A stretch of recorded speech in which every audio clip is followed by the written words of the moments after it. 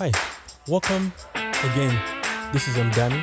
Today I want to go over reverbs and how to use reverb. I want to show you how to set it up, the parameters, what they do in your reverb, and then also just how to apply reverb to any audio source in your DAW, in your mix. All right, so let's get into it. All right, so welcome here. I have here's the Sound Toys Super Plate, and the song I'm going to be using today, just bits and pieces of the song. It's a song I produced about 8 years ago and mixed 8 years ago. Just thought I can show you some examples here. All right, so the first thing you want to do, let's just talk about how to route your reverb. So let's say you can obviously always use reverb on a channel directly.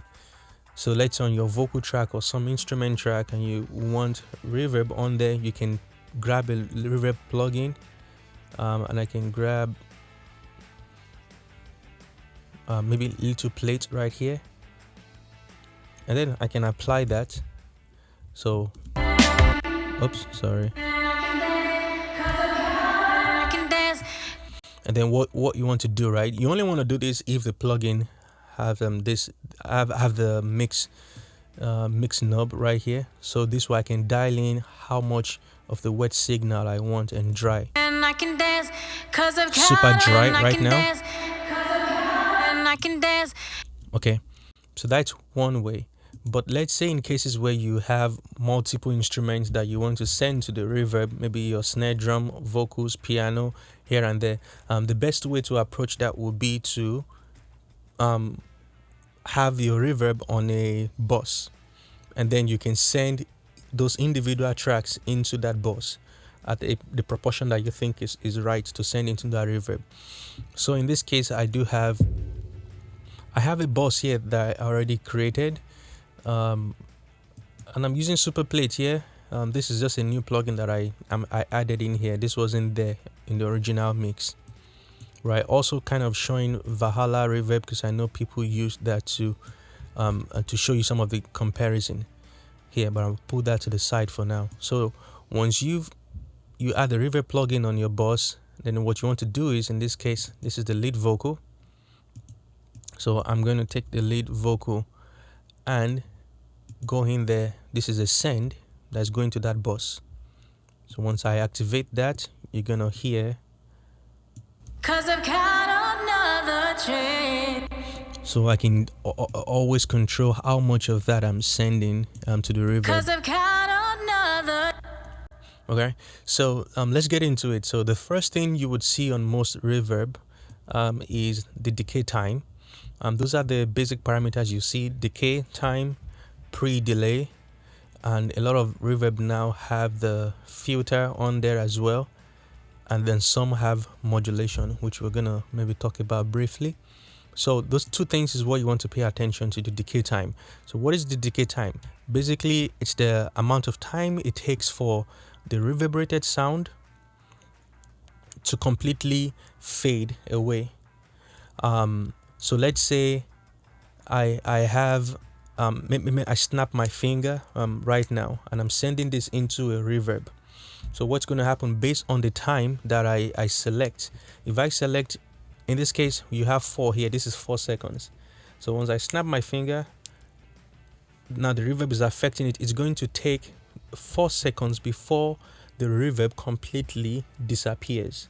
If I set my time to 0.5, it's going to take that split seconds for my reverb to disappear. So essentially, when you increase your decay time, the more spacious and lush the sound is going to get. But when you use a very small shorter time, it gets like confined. It's like you're in a confined space. So that's in a nutshell decay time. Hopefully that was really helpful. And then, but another thing also is usually you're in between, for most songs, you're in between 0.5 or 1 seconds to like 3 seconds. You can push it to 4 seconds too. It just depends. It depends. All right, so let's just hear some audio examples. So this is 0.5 right here. I'm gonna push a little bit more. Let's hear what that sounds like. 'Cause I've got another chance. So you see, what you want to listen for, right, is the tail of the reverb. The tail of the reverb is very short. As soon as the original sound stops, setting that 0.5 seconds, the reverb kind of stops right after that, 0.5 seconds after. So you're listening for the tail of the reverb. That's what you're actually listening for. And then let's look at 2 seconds here. 'Cause I've got another chance. 'Cause then maybe let's exaggerate to like about 8 seconds. 'Cause I've got another chance. It's gonna keep going, right? So, and then the way, like I said, 1 to 3 seconds might work best, because what you want to avoid is the reverb is still playing. So let's say this is our original sound, or the first sound, and then this is affected, right, by the reverb. You want the tail of that reverb to at least maybe end somewhere here before the next note starts. If not, what you will have can really make your mix muddy, and it's going to be rough. There is no definition if you let the reverb on this sound right here overlap to this one. What that means is this one is also going to overlap to this, overlap, and before you know it, you might have a very muddy mix without clarity, and it's just, not good. So let me demonstrate that again. 'Cause I've got another chance. Now we can love again. Can't believe that you came along. You gave me reason to write this song. 'Cause you inspire me over and over again. So you can hear when I reduced the sound, the decay time, things got a little bit cleaner and better. So it's always something you can play around. So the same thing applies to your snare drum too, or if you add no snare drum or other instruments. Some other instrument like your shaker and stuff, they're consistently going. So you just have to dial in the right amount. That's the goal. All right. So the other thing here is we have the pre-delay. So this is the time between the original sound and the beginning of the reverb. So your pre-delay is basically time between the original sound and the beginning of the reverb. So if I clap right now, what pre-delay is when do you want the reverb to come in, right? So if I clap right now, and if I set my pre-delay to, I don't know, I'm just picking a random number right here, maybe to 10. It's gonna take maybe 10. I'm not sure if pre-delay is 10 is in seconds, so I'm not really sure. I just listen. So that's basically what it is. And let's do an example here. To make it clear, I'm going to go to the end here. A pre-delay is currently set to 30, and also worth noting, right, that the importance for the pre-delay is it really prevents the reverb from masking the original sound, right? So this allows whatever sound you are sending into the reverb to cut through the mix. But you're gonna hear it in a second, so I think it's best with the example. So pre-delay at 0. You are so beautiful to me. Okay. Now I'm gonna set pre-delay. Gonna exaggerate it here. You are so beautiful to me. So hear how it's basically coming in after the original note comes in, right? Let me exaggerate it more. So at this point, it's acting like a delay, basically. You are so beautiful to me. So you can hear that. So this is pre-delay, and it's very useful, like I said, right? It helps you to separate the original sound from the reverb sound. So the reverb kind of comes in a little bit after, leaving room for the main vocal to sit well without being causing some type of I shouldn't say interference, but muddying up your mix, basically, or masking that frequency. So there's no ideal number, but usually I'm between maybe 30 and 50. Sometimes you just have to play around with the pre-delay time, and you don't always have to use it, but it's there to use, especially on vocals sometimes. Now, a lot of the reverb plugins these days have they have the filter right here. So this lets you cut out the low, it's a low cut to remove the low frequency on the reverb, and then the high cut basically also remove the high frequency. So let's hear that. You are so beautiful to me. Then, okay. Are so beautiful to me. Oh, you So are. the high frequency is gone. Are so beautiful. No, so the low frequency is gone. Now it's back in. Oh, you are so beautiful to me. And now the high frequency is gone. This is a when you especially watch Warren Hughes to do so. This is something I believe started in Abbey Road Studio, to where the same concept too. You don't want, because you're sending it so much things to the reverb.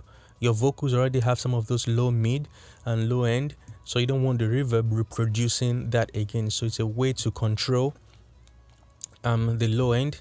Same thing with the high end as well. Because and then there could be times that you want that sheen from your reverb if that's what you desire, so don't be shy. And sometimes I do find myself, though I low cut, but I leave it. Depends on the song, because sometimes you want the warmth. Reverb is all about, why we use it is because it gives us that emotion.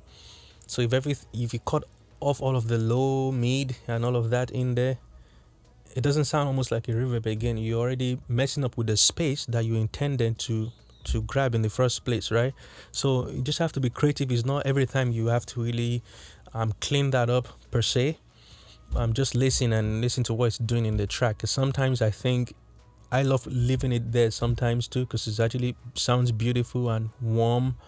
And also I go as far as what I attack more sometimes is just the mid frequencies, because this is just the high cut and low cut, right? Sometimes I will do a deep around 2K on the reverb if I feel like I need to create more room for my vocals. So I don't want the top end of my vocal to be replicated in the reverb too. So I'm going to deep the mid frequency as well, to provide more clarity, and then use the low mid and the highs a little bit to give the sense that the reverb is still present in there.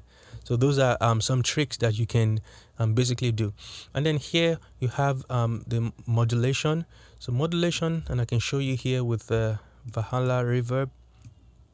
So that's kind of some pitch shift stuff going, and this helps you to thicken the sound of your instrument or voice going into that reverb. So here they usually have this, the rate is the amount, the depth actually is the amount. So you can see there, it controls the amount of the modulation of the reverb, while the rate controls the modulation within the reverb. That can be confusing, but I'd rather show you how they sound, because sometimes you dial it in, you might not really hear it. I'm going to open Tweak right here. So in Sound Toys, the modulation is here. Here's the rate right here, and then here is the depth. The depth is basically the amount of that modulation that you want. So I'm going to add it to this vocal right here, and so I'm cranking it up 100% here. Are so beautiful to me. Oh, you are so beautiful to me. Oh, you are so beautiful to me. So to hear some of this, right, just focus on the reverb and the tail of the reverb. I'm going to do a different trick to make us hear just the reverb itself. But before I do that, I just focus on the tail, or keep your mind there of that reverb. When I crank it up to 100%, what is it doing? So I'm going to take it to 0, and I'll be moving that. Are so beautiful to me. Oh, you are so beautiful to me. Oh, you are. Yeah, so it thickens, and I like it's like, it's compressing or something, but that's not what it's doing. It's pitch shift, so it's making, increasing. I don't know how much duplicate there is, and then it's the cents, right? That's what it's called, moving maybe 3 cents, 4 cents. But let's try this. I'm going to put my send in Pro Tools. You can do this to pre. So this way you're only going to hear what the reverb is doing, not necessarily the dry vocal.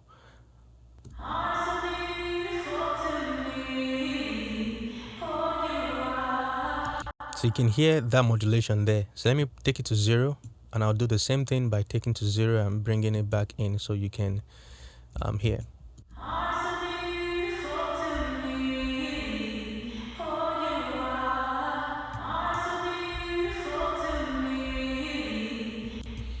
Let's focus on the me.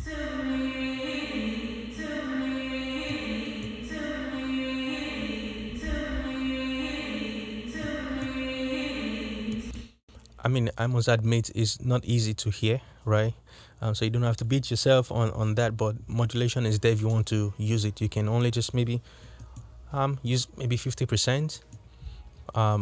Perhaps if you're sending multiple instruments to it, now you might hear the effect later on, but now it's only the vocal and you can hear slightly. So that's it.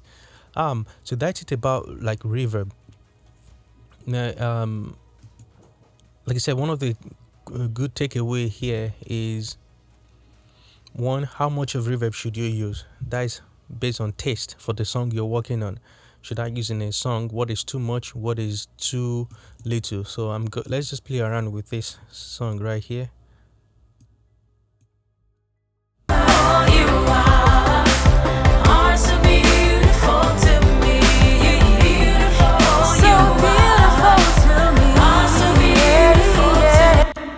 I'm gonna go maybe, let's see the...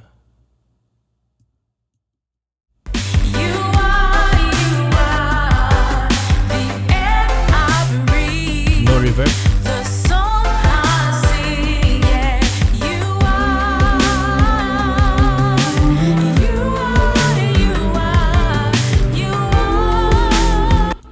I need to remove it from Premiere. I can leave it at pre, it's fine.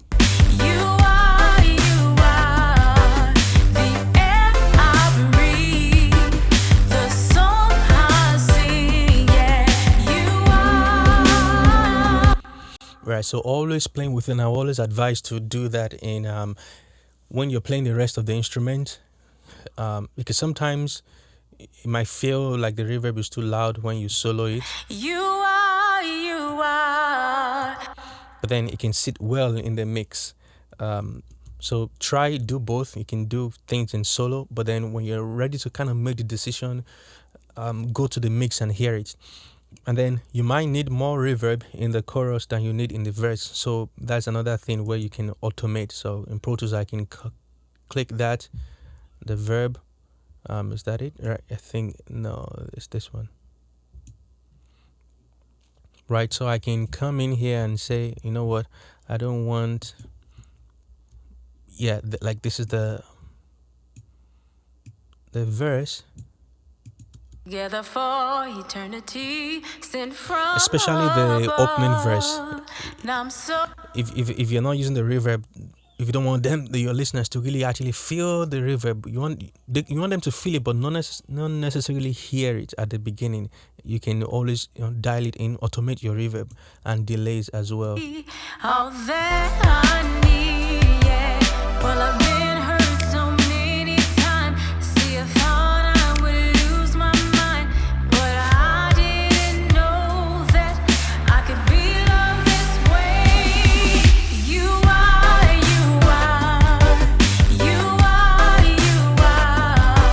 the air I breathe. All right, so just things like that, and be creative, right? So this is just an example here. And I know on the original track, I did automate some reverb somewhere, but like the end of this note before the chorus could be some places where you can add reverb or even delay as well.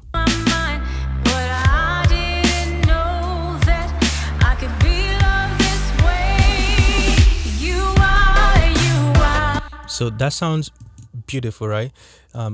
You can hear that, and then you can hear the riser going. It's just like the singer extending their notes, making it all sound beautiful. And I do that a lot, so especially maybe when the singer is meant to hold that note, but they didn't hold it long enough before the transition. There's a way you can just strictly hear by using like reverb to make you feel like they're still holding that note. So that's a trick, and I know I did that somewhere in this song. That's probably around here. Now I can fly and I can dance, 'cause I've got another chance. Definitely not right there. So I hope this was really helpful. If you like what we're talking about here, please don't forget to like and subscribe, and I'll be creating more of this content. See you in the next video. Bye.